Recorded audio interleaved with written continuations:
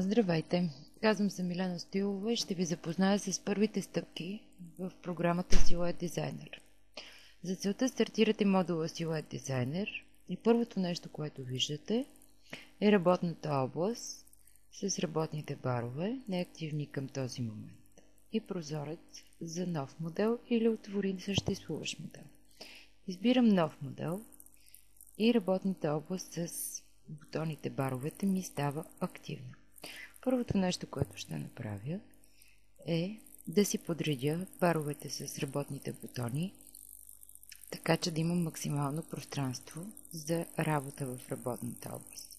За целта кликам с ляв бутон върху началото на всеки един бар и ги подреждам по удобен за мен начин.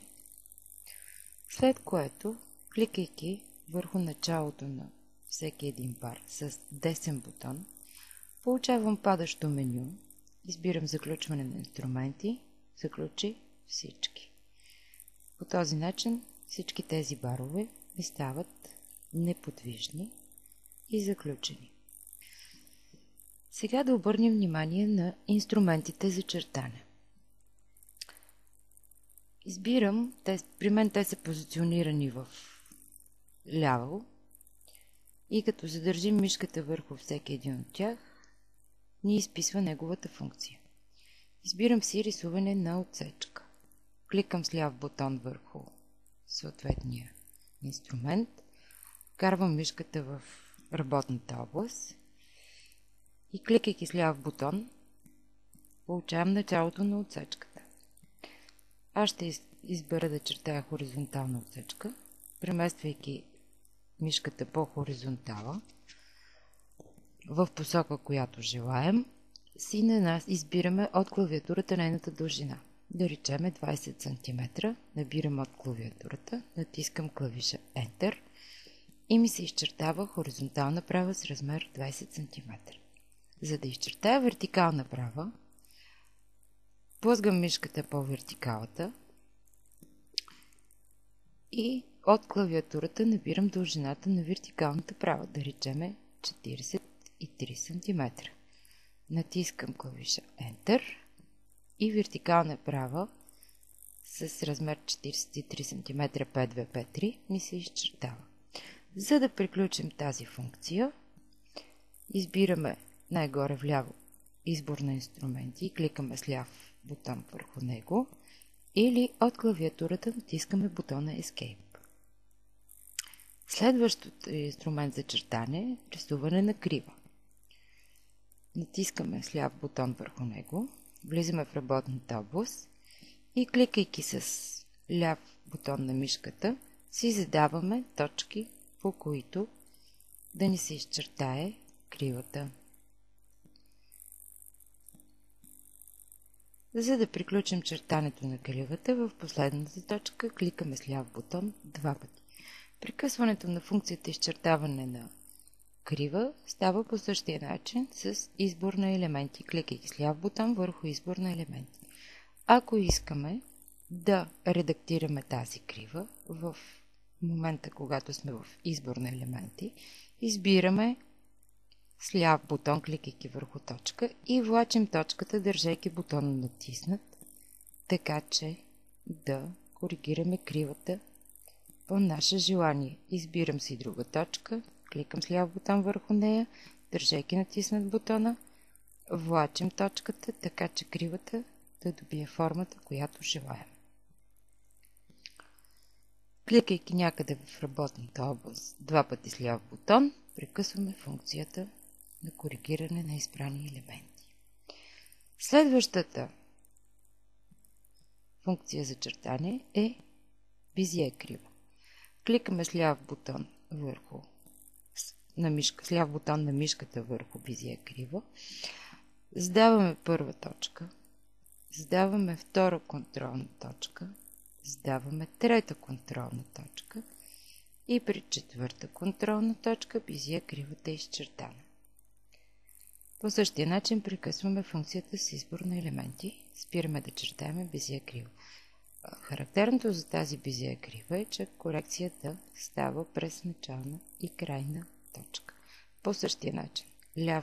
Клик с ляв бутон на мишката и влачим, държейки бутона натиснат, точката, която искаме да преместим. Ако кликнем с ляв бутон върху цялата крива, можем да я преместим. Пак държейки натиснат левия бутон, преместим цялата крива. Цъкайки два пъти някъде в работната област, правим немаркиран елемент. Един елемент е маркиран, когато кликайки върху него, той се отсвети в червено. Следващата функция за чертане е рисуване на кръг. Кликаме с ляв бутон да изберем рисуване на кръг, след което задаваме центъра на кръга. Той може да е някоя съществуваща точка, може да е някоя несъществуваща точка. Да речем, аз избирам съществуваща точка 5-10, да изчертая кръг. Кликам с ляв бутон върху нея, плъзгам мишката произволно.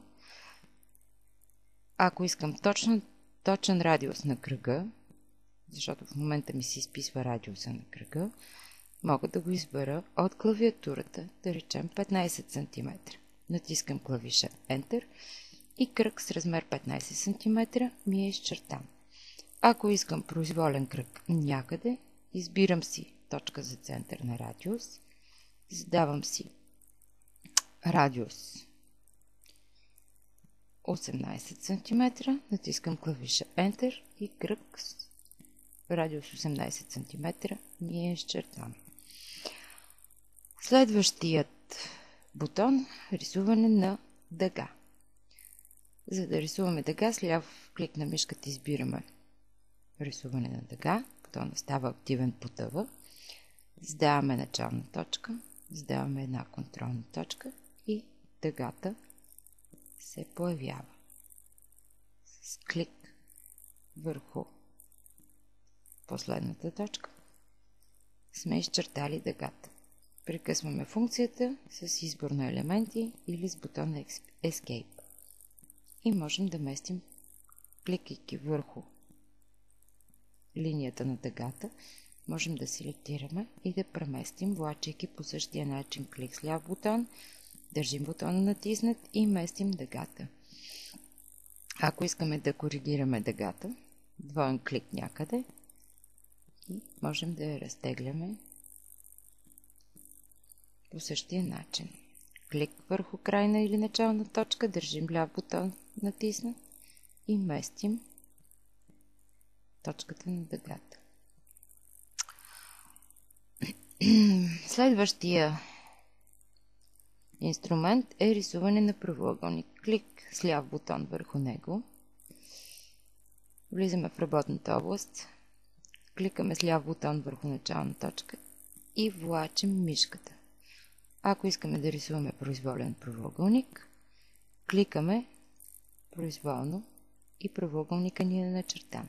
Ако обаче искаме да получим правоъгълник с съответни размери, тогава кликаме с ляв бутон някъде, влачим мишката и от клавиатурата си задаваме: искам правоъгълник с хоризонтала 15.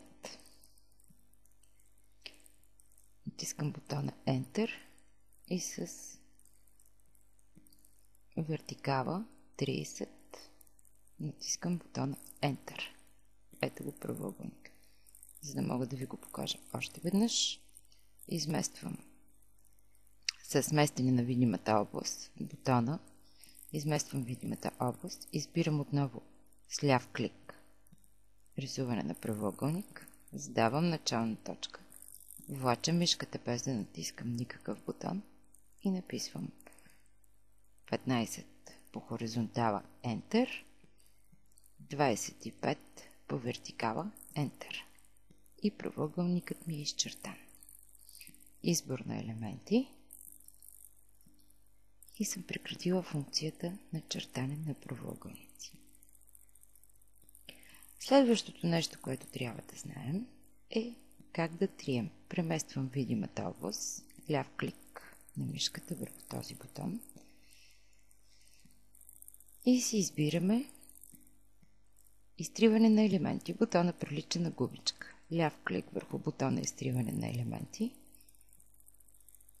и трием елемента, кликайки с ляв клик. Ако искаме да изтриеме част от елемента, е много удобен този бутон изтриване на елементи. Ако искаме да изтриеме повече от няколко елемента, влизаме в режим избор на елементи, ляв клик върху бутона, маркираме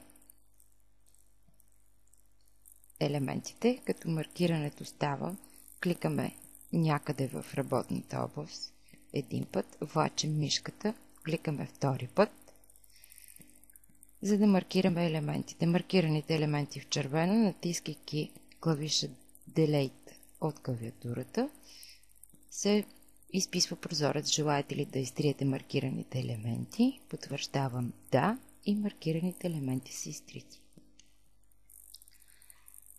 Ако искам да изтрия само една права от някой правоъгълник, избирам изтриване на елементи и с гумата изтривам само правата.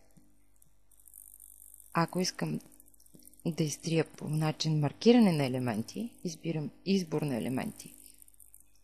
Маркирам правата, натискам бутона Delete. Желаете ли да изтриете маркираните елементи? Да. И ми се изтрива правата. Това са двата начина, които всеки един конструктор може да избере за изтриване на елементи.